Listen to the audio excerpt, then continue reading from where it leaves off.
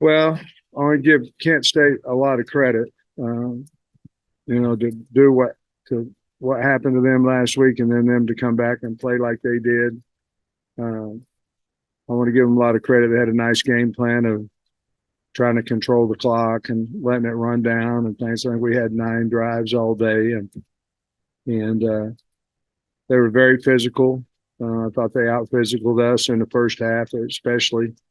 Um, but congratulations to them. I told Coach after the game that the score was much closer than 28-6. I felt like, and that he did a wonderful job with his team. They'll have a good football team. They continue to work through him. He's a good football coach, and we've got a lot to get better at. I'm sure you'll ask me about it.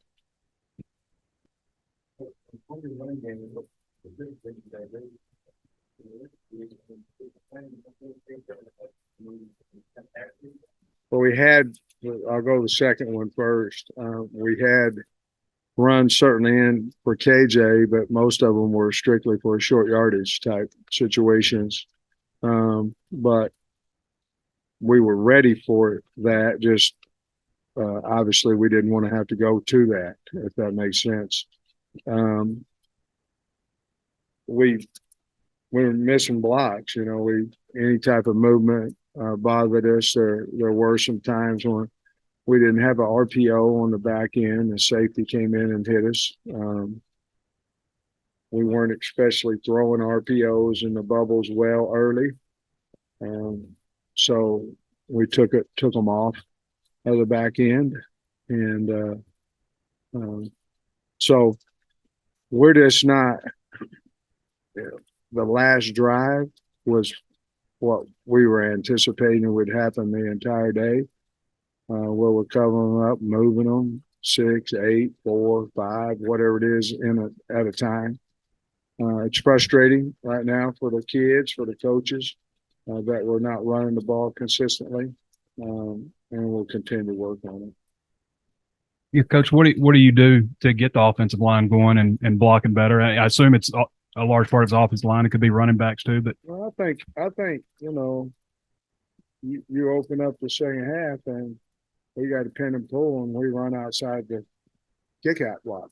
That's not the O line. You know what I mean? Right now, let's get to it.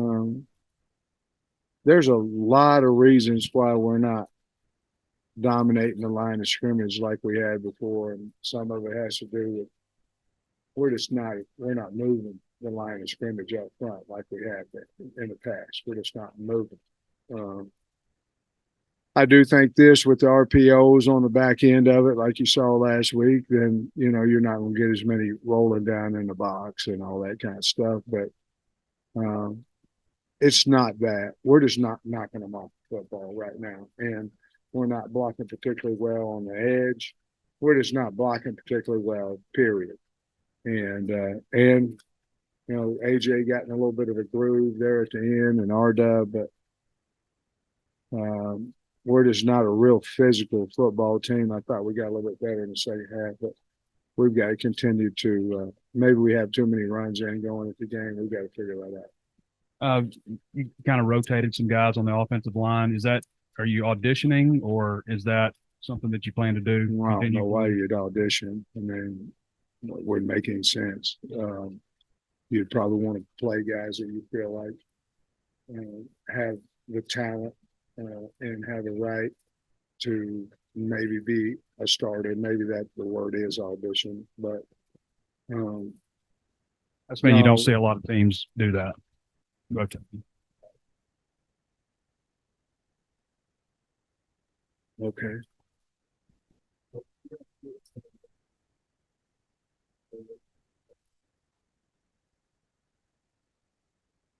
Moody has turf toe, and so we were checking him out before the game, and he didn't move very well. And we put him out there the first play, and he didn't move very well, so we put Stewart out there.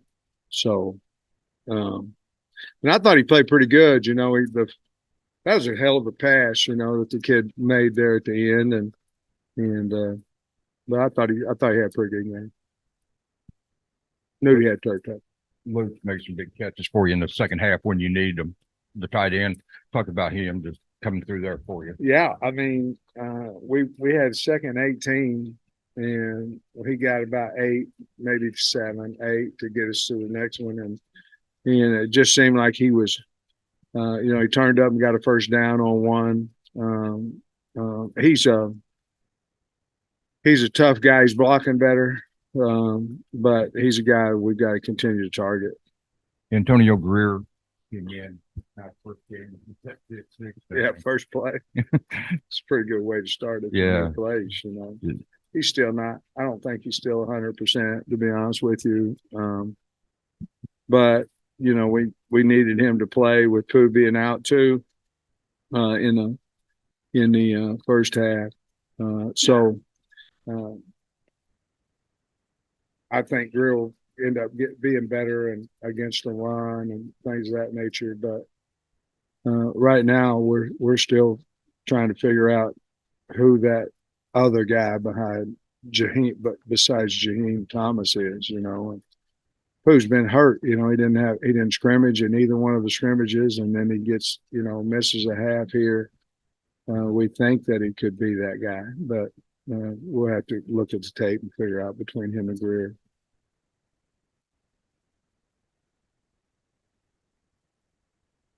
Yeah, wasn't that crazy? He catches everything.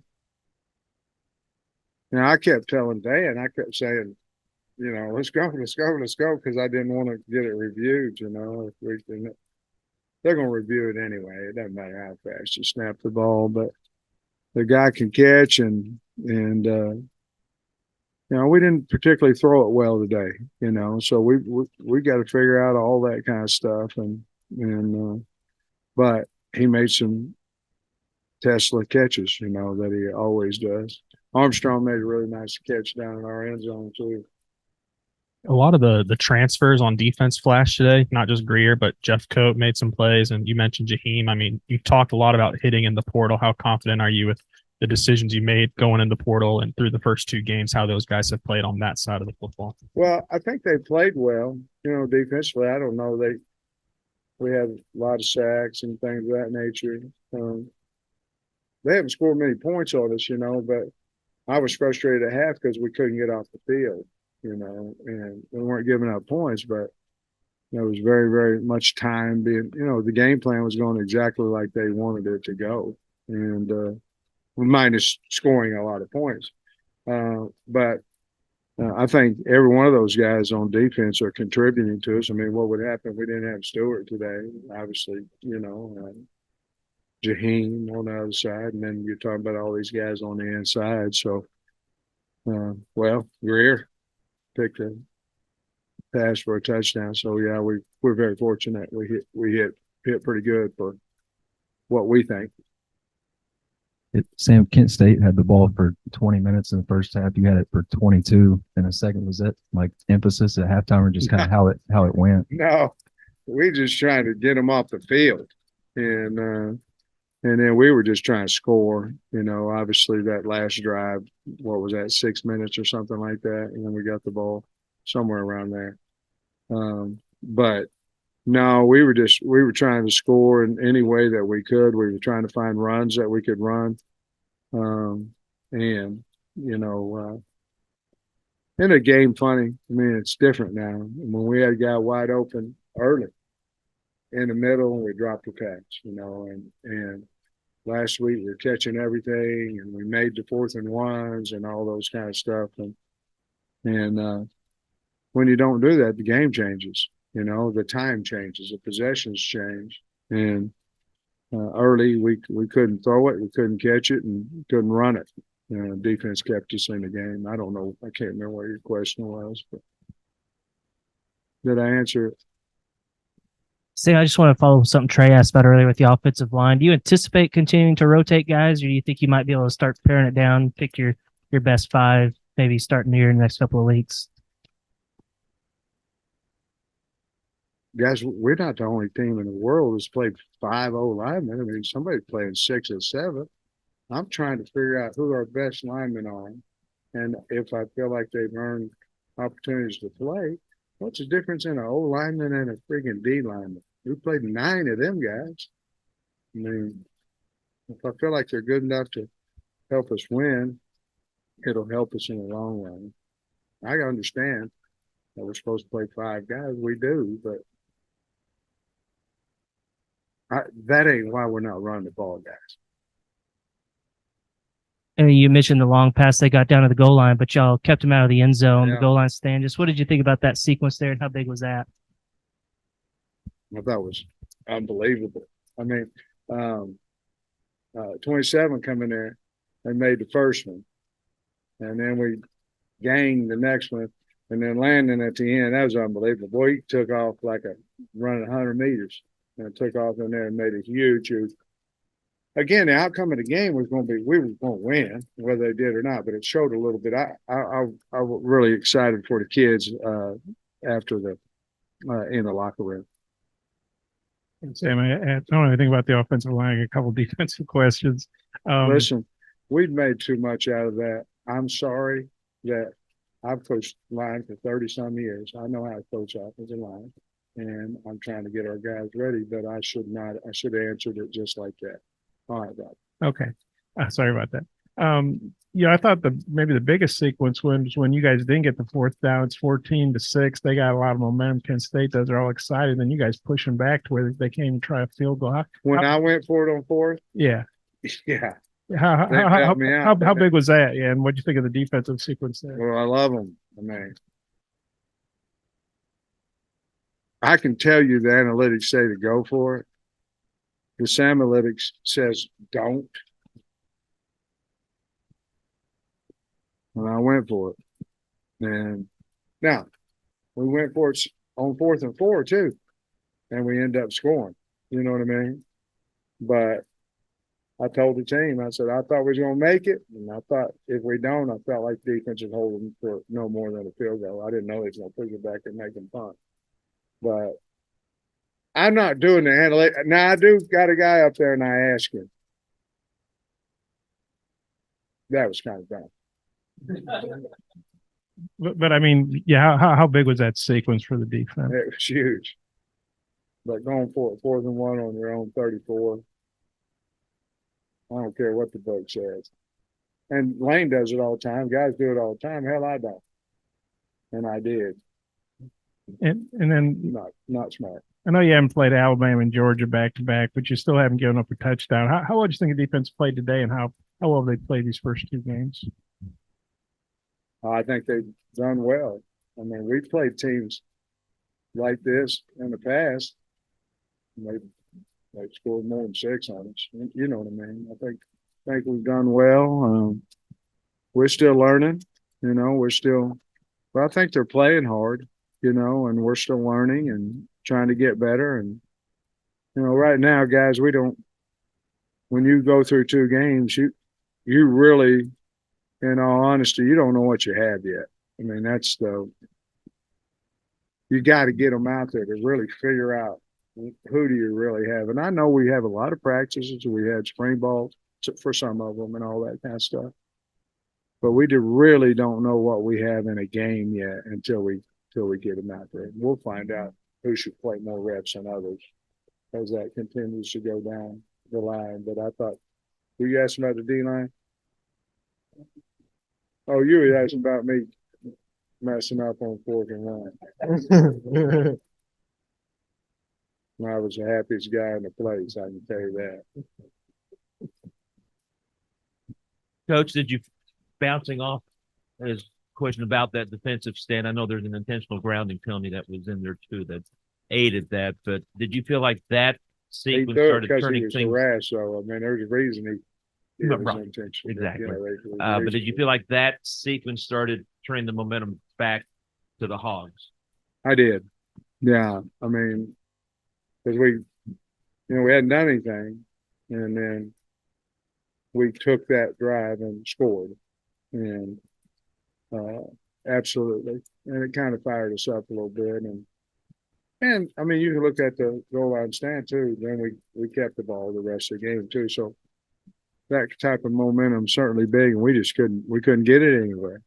We did stop them in the first half, and they kicked field goals, but we just couldn't generate some type of momentum, and we got to figure it out. Max was called on early and often to punt. Just how would you? Who? Max Fletcher, the punter, Yeah. was called on early and often. Just how would you expect? I love your comments, man. Reflect on his performance. Early and often. I think early he kicked good, and often he kicked good.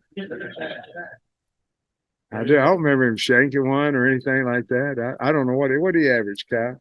45. Wasn't as good as last week. He averaged 49. But did they have any punt returns for yardage? I don't think they did they? 45 net. I think that's pretty good early and quite a few times. You said through 2 games that you don't know what you've got yet, kind of, but Still don't. you got BYU coming in here next week. Do you wish you knew what you had a little bit more right now?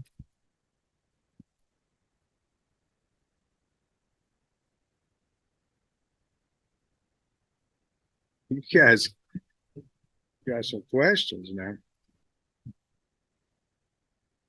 Well, I know we have KJ, and I know we've got left tackle, right. I'm trying to find more than 22 guys. I know who we have as the starters, and I'm trying to find out how many guys can we win with. And we've had the greatest opportunity in America to do that with Western Carolina and Kent State. And we're 2-0.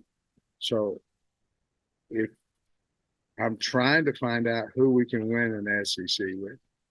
And I'm not concerned about BYU, and because we played 3 corners and 4 linebackers and all that, I think we're helping our football team for SEC play.